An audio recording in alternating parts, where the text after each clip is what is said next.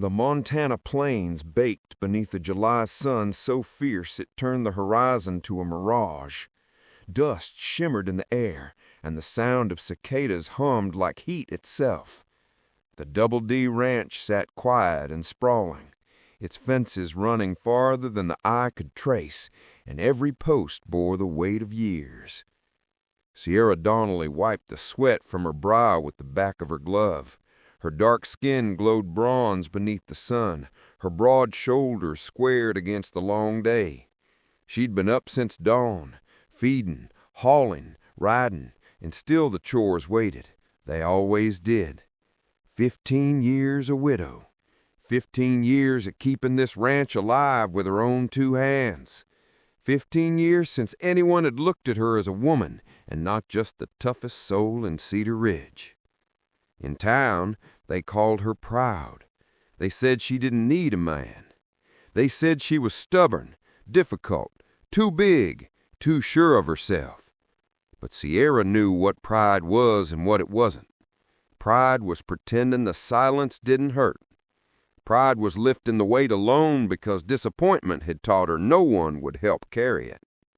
She guided her mare Rosebud back toward the barn.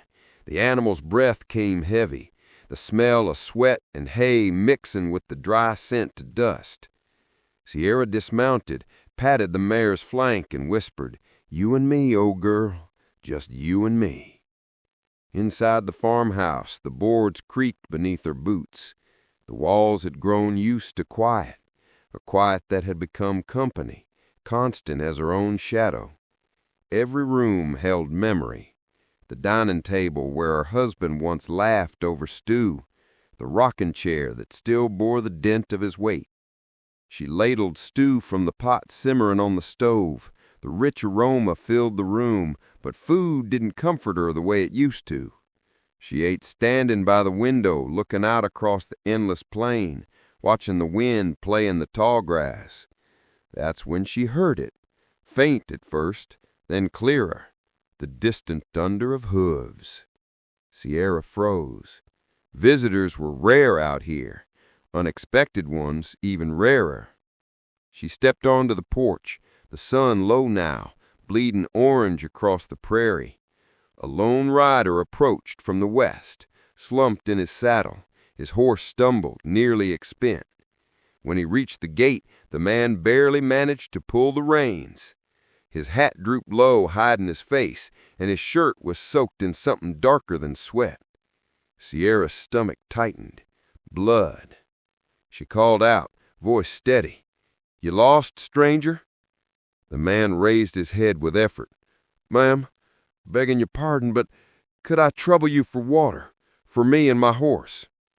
"You're hurt?" "Just a scratch." He tried to smile, but his hand trembled on the reins. Then his body tilted sideways, and before he hit the ground, Sierra was there, strong arms catching him. He was lighter than she expected, younger too, no more than 30. "Easy," she murmured, guiding him up the steps. "You're safe now." "Name's Blake," he managed. "Blake Harrington." "All right, Mr. Harrington," she said, half carrying him through the door. "Let's get that scratch of yours seen to before you bleed on my rug." The lamplight flickered, painting both their faces gold. Sierra fetched a basin of water and cloth. When she unbuttoned a shirt, she saw the wound, a bullet graze, deep but not mortal. "Looks like trouble followed you," she said. "Didn't plan on being in a gunfight today." "Most men don't," she replied, washing the blood away with firm, careful hands. Her touch was steady, practiced.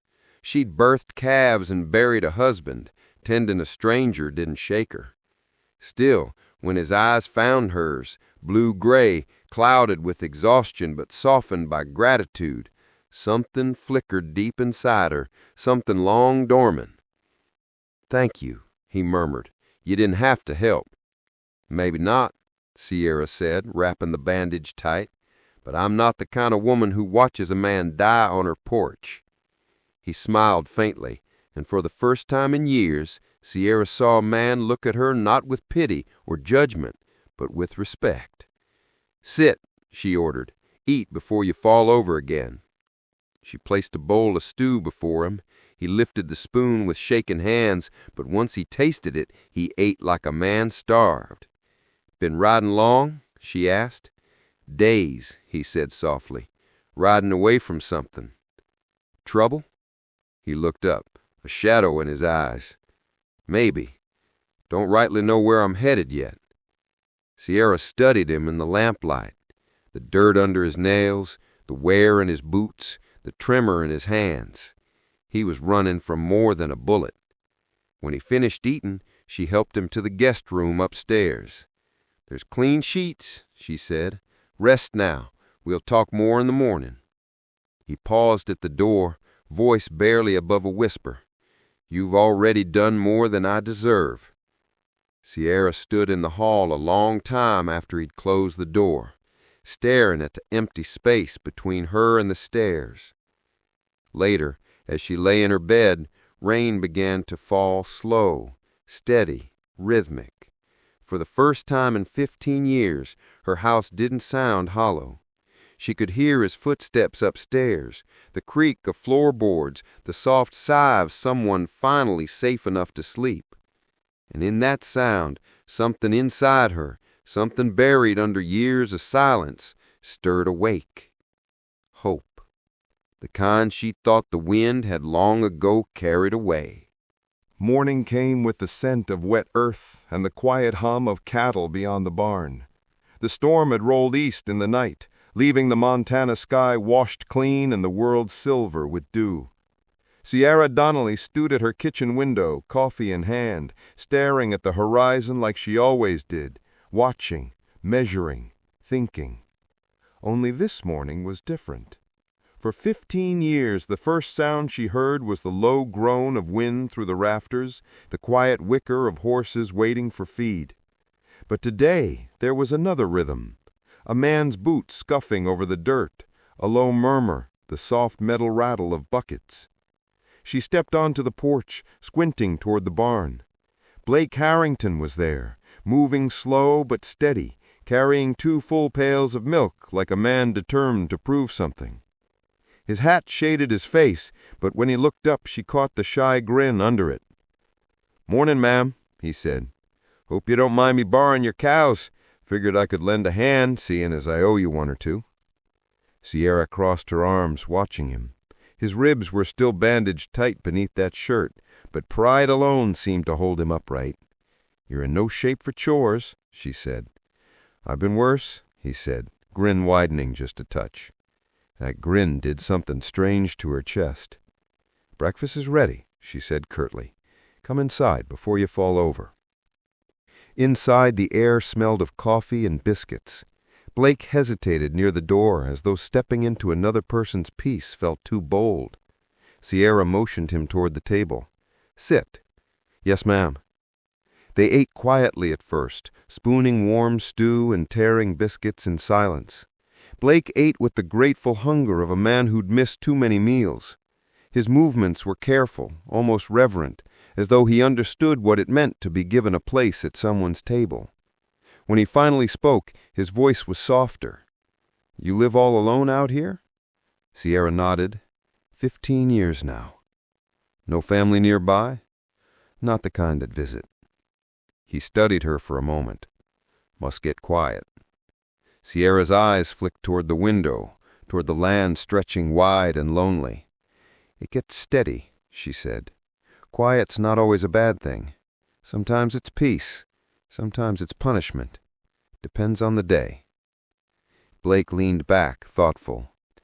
"Guess I've known both kinds." The morning light shifted, filling the kitchen with gold. Sierra noticed how it fell on his face, on the thin scar near his jaw, on the faint stubble shadowing his chin. Beneath the dust and bruises, he was younger than she'd thought, but his eyes carried years. She pushed her chair back. "If you're set on helping, come on. I'll show you the pastures." They saddled the horses together. Blake's movements were sure, familiar, the way he checked the cinch, the easy swing into the saddle. Sierra watched, impressed despite herself. "You've done this before," she said. "Been riding since I was knee-high. Cattle work mostly. Drank away too many chances, though. Sierra didn't press. The man had the look of someone who'd known both hunger and regret. They rode out across the fields, the air crisp after the storm. The land rolled in soft green waves, dotted with cattle that moved slow and lazy under the open sky. Sierra felt more herself here, astride her horse, wind teasing the ends of her braids. Blake turned to her. "You've built something mighty fine here." "It's work," she said simply. "Every day, all day." "Still," he said, "a place like this don't stand unless someone with sense and grit runs it." Sierra looked away quickly, but she felt the warmth rise to her cheeks. Compliments had grown rare in her life, and this one landed gentler than she'd like to admit. When a fence post wobbled near the creek, Blake dismounted without being told. "You got a hammer?" "In the saddlebag," she said. He found it, drove the post firm into the ground, then checked the wire. His hands worked with a kind of patience she hadn't seen in years, not the hurried effort of a man rushing to impress, but the steady care of someone who understood land and respect. Sierra watched him, her expression unreadable. When he finished, Blake straightened and smiled faintly. "Ought to hold now." "You didn't have to do that," she said. "I like fixin' things that can be fixed," he said. The words sat heavy between them. Too simple to be casual, too honest to ignore. Sierra's gaze lingered a heartbeat longer before she turned her horse back toward home. By the time they returned, the sun hung low, washing the fields in amber light. They unsaddled in silence, the air thick with something unnamed. Sierra brushed her mare's flank, pretending not to feel the weight of his gaze on her. "Sometimes," Blake said quietly, "a man rides so long he forgets what stoppin' feels like." Sierra looked at him then, really looked. "You can rest here a while. There's work enough for two if you're willing." He met her eyes, that quiet, careful spark between them catching fire. "I'd like that." For a long moment neither moved. The light dimmed, the sky bleeding into twilight. That night when the thunder rolled again over the mountains, Sierra went out to check the barn doors. Rain had begun to fall in slow, silver sheets. Blake was already there, feeding the horses, his hair damp, his shirt clinging to the bandaged ribs. He turned as she entered, his expression softer than she'd ever seen. "You've given me more kindness than I know what to do with. I haven't had a real roof over my head in a long time." Sierra took a slow step toward him, the rain whispering against the roof. "You're welcome here," she said quietly. For a heartbeat, they just stood there, inches apart, the sound of rain and thunder filling the space where words might have gone. Lightning flared through the cracks in the wood, bright and wild. Blake lifted his hand, slow enough for her to stop him if she wanted. His fingers brushed her cheek, rough, warm, trembling. Sierra didn't move away. When she tilted her chin up, his lips met hers, gentle, unsure, tasting of rain and risk and years of longing. When they parted, the air between them was alive. Outside, the storm raged. Inside, another had just begun. By dawn, the storm had drifted east, leaving the air sweet with rain and sagebrush. Water clung to the grass like glass, and mist rose from the low fields. The Double D Ranch breathed quietly, the horses shifting in their stalls, the wind moving through the open rafters, the earth exhaling. Sierra Donnelly moved through her kitchen, her hands working by habit, lighting the stove, measuring coffee grounds, stirring the pot of oats, but her thoughts wouldn't settle. Every movement felt deliberate, careful, as if the world might shatter with one careless breath. She had kissed him. The memory was still alive on her lips, the feel of his mouth, warm and hesitant, the way his hand had trembled against her cheek, the shock that followed.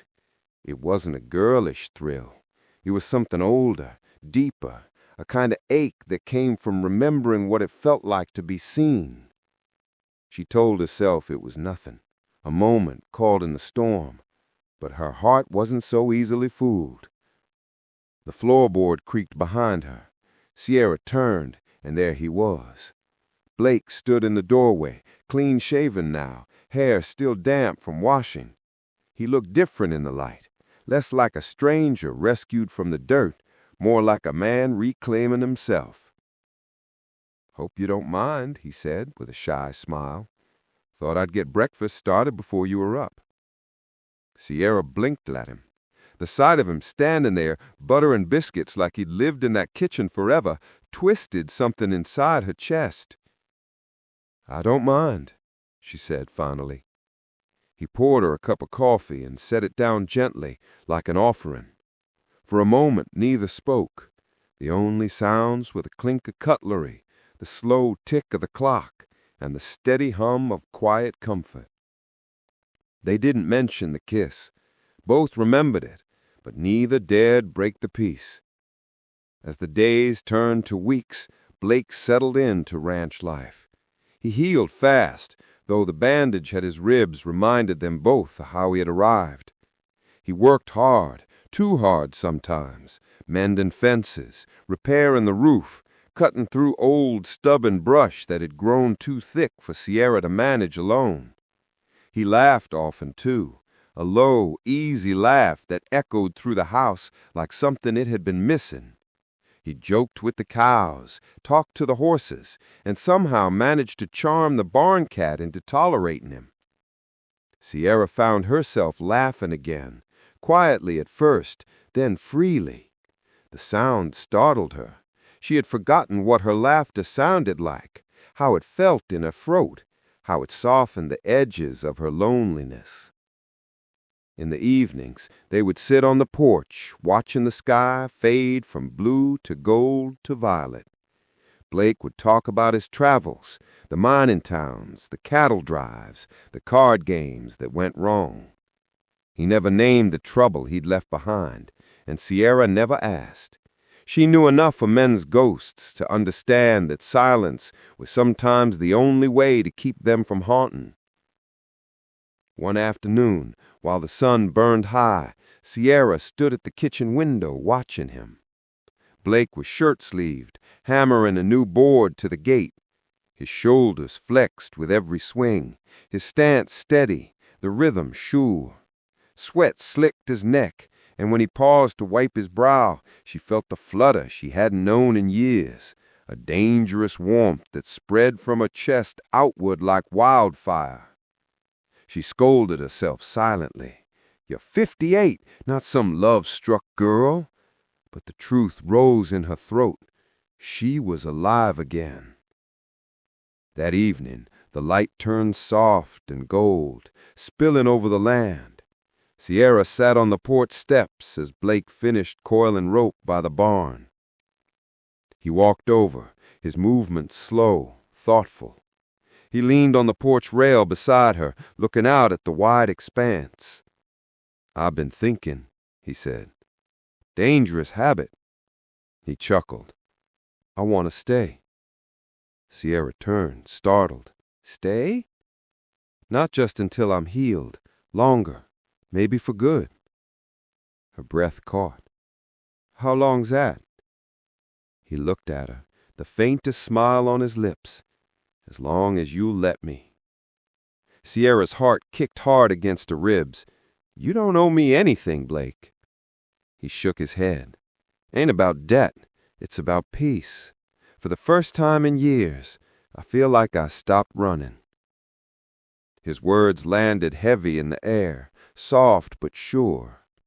Sierra stared at him, this man who'd come from nowhere, who'd bled on her floor, and now spoke of staying like it was salvation. "This ranch," she said quietly, "it's a hard life. The days are long, the winters longer. It don't give much back." "I'm not afraid of work," he said. "No," she murmured. "I mean, it's a lot to take on with me." He turned fully to her. "Sierra, I see you. Not just the ranch, not just the strength. You." The porch fell silent except for the whisper of wind through the grass. He took her hands, rough palm against rough palm. "I want to court you proper, and if you'll have me, I want to build a life here with you." Sierra's throat tightened. "You're so young, Blake. You could have a wife your age, children, a fresh start." Blake's gaze held hers steady. "I thought I wanted that once, someone who needed me to take charge. But then I met you, a woman who don't need saving, who still chooses kindness. You make me feel like the man I was supposed to be." The words trembled between them. Sierra felt something crumble, not weakness, but the wall she had built stone by stone around her heart. "I have secrets," she whispered, "things folks don't know." "Whatever they are," Blake said softly, "they won't scare me off." Sierra hesitated, then said, "This ranch and half a Cedar Ridge are mine. Folks think I live modest 'cause I'm broke. Truth is, I choose to. Money changes how people look at you." Blake blinked, surprise flickering across his face, then softened. "You think I care about money?" He stepped closer. "I didn't fall for your land, Sierra. I fell for the woman who wakes before dawn to milk her cows, who works till the stars come out, who fed me when she didn't have reason to." Her every breath caught. The evening wind curled around them, carrying the scent of hay and coming rain. He reached out, brushing his thumb over her cheek. "I don't want your fortune. I want you," he murmured. Her eyes shimmered, the last light of day glinting off them. "Then stay," she whispered. He leaned down and kissed her, slow, certain, and full of promise. But before their lips could meet again, thunder cracked across the plains, not from the sky, but from the road beyond the gate. Horsebacks. Hard, fast, angry. Blake's body went rigid. His hand fell to his side where a gun used to hang. Sierra turned toward the sound, the color draining from her face. "Who would be coming here at this hour?" Blake's voice dropped low. "Men I left behind in Billings, men who don't believe that fight was fair." The sound grew louder, pounding like war drums against the night. Sierra and Blake stepped off the porch, side by side, as three dark riders emerged through the dusk. The air was heavy again, thick with the scent of rain and danger. The horizon burned red where the sun had fallen, and from that dying light came the pounding of hooves. Three riders cutting through the dusk like dark thunder. Sierra Donnelly stood at the edge of the porch, her jaws set, one hand resting against the post. Blake Harrington stood beside her, shoulders squared, his body tense as coiled wire. The riders slowed at the gate. Their horses snorted, pawing at the dust. The lead man, tall, lean, with a jagged scar slashing down his cheek, tipped his hat with a smirk that didn't reach his eyes. "Well, I'll be," he drawled. "Didn't expect to find you hiding behind a woman's skirts, Harrington." Blake's voice was calm but tight. "Ain't hiding, just stop running." The scarred man's grin widened. "That right? Boss says you ran off after that fight in Billings, says he owes him." "I don't owe him nothing," Blake said evenly. "That fight was fair." "That ain't how the boss remembers it." The man's hand drifted to his holster. His companions, both hard-eyed, trail-worn men, shifted in their saddles, watching like wolves scenting blood. Sierra's voice cut through the tension, low and clear. "This is private land." All three men turned toward her. The porch lamp threw a golden halo behind her, but her shadow stretched long and fierce. "You boys can keep riding, or we can finish this in town with the sheriff." The scarred man spat into the dirt. "Lady, money might buy you a lot, but it won't buy him out of this." Sierra's dark eyes didn't waver. "I ain't the buying kind, but I protect what's mine." The men exchanged looks, uncertain now. There was something in her stance, something proud and unmoving that told them this woman wasn't one for bluff. The rifle hanging by the door gleamed faintly in the lamplight. "Come on, Jake," one of them muttered. "We don't want trouble tonight." The scarred man, Jake, sneered, but he didn't move closer. "You think this is over, Harrington?" Blake didn't flinch. "I think I'm done running from men who can't stand losing fair." Jake's lip curled. "You'll regret saying that." "Maybe," Blake said, voice low, steady, "but not tonight." The scarred man studied him for a long moment, then pulled his reins hard. The horses turned. "This ain't finished," he called as they galloped off into the twilight. When the sound faded, silence swallowed the land again. Only the crickets dared make noise. Blake exhaled sharply, rubbing a hand down his face. "Sierra, I'm sorry. They'll be back. Men like that don't let go easy." Sierra stepped down from the porch, her boots crunching on the gravel. "You think I scare easy?" he said softly. "No, but I don't want trouble finding you 'cause of me." Sierra's gaze was steady, unflinching. "Trouble found me long before you did, Blake Harrington. I just learned to look it in the eye." Blake stared at her, at the strength in her face, the defiance in her stance, and something inside him shifted. In that moment, he understood she wasn't just shelter. She was storm and shelter both. He took a slow step toward her. "You'd risk your ranch, your peace, for me?" Sierra met his eyes. "You said you wanted to help carry the weight of this place. I figure I can help carry yours." His throat worked, emotion tightened in his voice. "No one's ever stood for me before." Her tone softened, rich and quiet. "You do now." Blake's eyes shimmered in the dim light. "I don't know how to deserve that."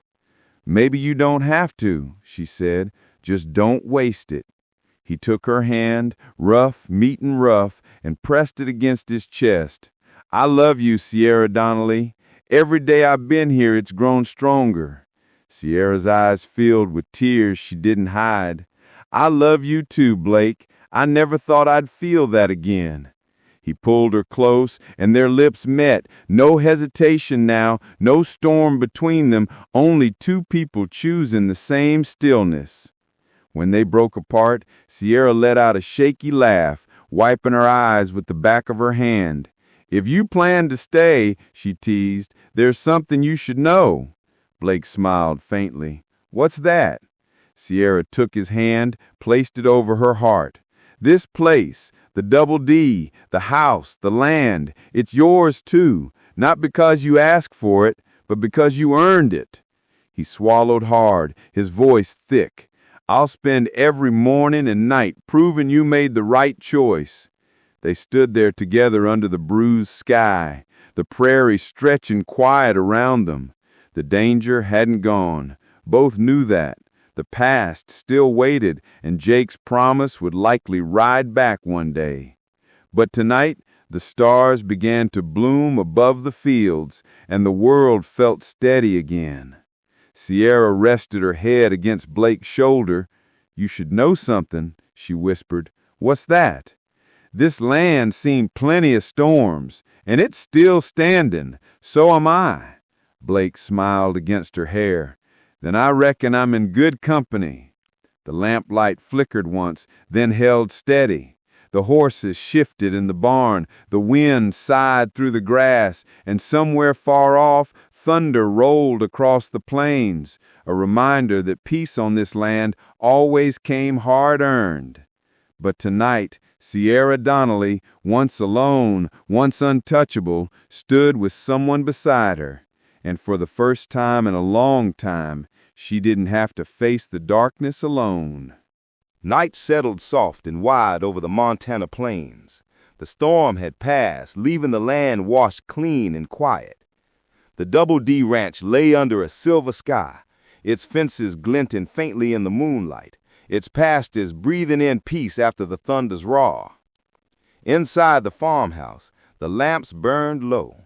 Sierra Donnelly stood by the open window, one hand resting on the sill, the cool wind brushing her cheek. The smell of rain still clung to the air, wet earth, sage, a hint of smoke from the hearth. She listened to the crickets, to the slow rhythm of her own heartbeat, to the creak of a floorboard upstairs where Blake moved. For years, the sound of another person in her house had been only memory, a ghost walking halls too wide for one soul. Now, it was real again. Blake came down the stairs quietly, his shirt clean, his hair damp from washing, his eyes tired but soft. "Couldn't sleep?" he asked. Sierra turned slightly, her face lit by moonlight. "I've been sleeping alone too long to fall asleep easy now." Blake gave a small smile, the kind that said he understood. He crossed the room, hesitating near her, giving her space to draw him closer or not. Sierra reached out first, taking his hand. It was rough, warm, steady. "You came here half dead," she said, voice low. "I wasn't expecting you to stay long enough to bring life back into this house." "I didn't expect to find a reason to," he answered softly. They stood together by the window, watching the land that stretched farther than dreams. The silence between them wasn't empty anymore. It was full of breath, of warmth, of something that had taken root quietly while neither of them was looking. Blake brushed his thumb over her knuckles. "You've carried this place alone for 15 years, he said. "You shouldn't have had to." Sierra smiled faintly. "Don't tell me what I should or shouldn't have done. I made my peace with hard work a long time ago." "You sure did, but even the strongest land needs rest." Her eyes lifted to his. There was no judgment in his voice, only care. It unnerved her, how easily he saw her, how gently he spoke truths she had spent years burying. "Blake," her voice broke slightly, that rare tremor of vulnerability. "I've been alone longer than I can say. Folks in town think it's pride. It ain't. It's fear. You start believing after a while that maybe you too much, too old, too big, too loud, too tired for someone to want." Blake's brow furrowed. He stepped closer, his hand rising to her face. "You not too much, Sierra. You everything." She tried to look away, but he didn't let her. Not harshly, just enough to make her see he meant every word. "I've seen plenty of pretty things in this world, but none with half your fire. You built something here, with your hands, your heart, your pain, and you still found room for kindness. That's what a man calls beautiful." Her eyes shimmered. She hadn't cried in years, but his words broke something loose inside her, something fragile and long-held. He leaned in, his forehead resting gently against her. "Please take it easy," he whispered, voice barely more than breath. Her lips trembled. "Please take it easy," she echoed softly, almost as if confessing. "I haven't been loved in years." Blake's hand found hers again, holding tight. "Then I'll take my time," he said. "I got nothing but time for you." He kissed her then, slow, reverent, as if every heartbeat was an act of thanks. The world outside fell away until there was only warmth and quiet. When they finally broke apart, Sierra exhaled shakily, the years of loneliness slipping off her shoulders like an old coat. "You make me feel like home," she whispered. Blake smiled against her hair. "That's 'cause you are home, Sierra." They moved together through the small house, not with urgency, but with peace. Two people finding what had been missing for too long. No desperation, no proving, just belonging. Later they lay side by side in the quiet room. The window was open, the curtains shifting in the night breeze. Outside the land slept under the pale wash of moonlight, the horses still, the barn silent. Sierra turned toward him, studying his face, the faint line at his jaw, the shadow of his lashes against his cheek. He looked younger in sleep, gentler. She reached out, her fingers tracing the line of his arm, the warmth of his skin. For the first time in 15 years, she didn't feel the ache of absence when she touched someone. She felt safety. Blake stirred, his voice a sleepy whisper. "You awake?" "Mm-hmm." He smiled, half open. "You think you can get used to me hanging around?" Sierra chuckled quietly. "I might." Then, after a pause, "I reckon I already have." They lay together listening to the wind sweep gently through the grasslands, to the far-off call of a night bird, to the rhythm of their breaths falling into sync. The house, once haunted by silence, now held warmth. Sierra closed her eyes, her hand resting over Blake's heart. Tomorrow come with more work, cattle to check, fences to mend. Blake's voice was drowsy, steady. "We'll handle it together." She smiled, not the polite smile she'd worn for years, but something freer. "Together," she echoed. The wind sighed again, softer this time, as if the land itself exhaled with her. Outside, the Double D Ranch stood quiet under the vast Montana sky, fences unbroken, soil rich, the house at last alive again. Tomorrow would be new work and new challenges. The past might come riding in again someday, but it would find two riders standing together now, not one. And when the first blush of dawn touched the fields, Sierra Donnelly, proud, strong, and finally loved, would rise to meet it with a heart no longer heavy, but whole. For the first time in 15 years, she had someone to share the dawn with. And that, she thought, was enough.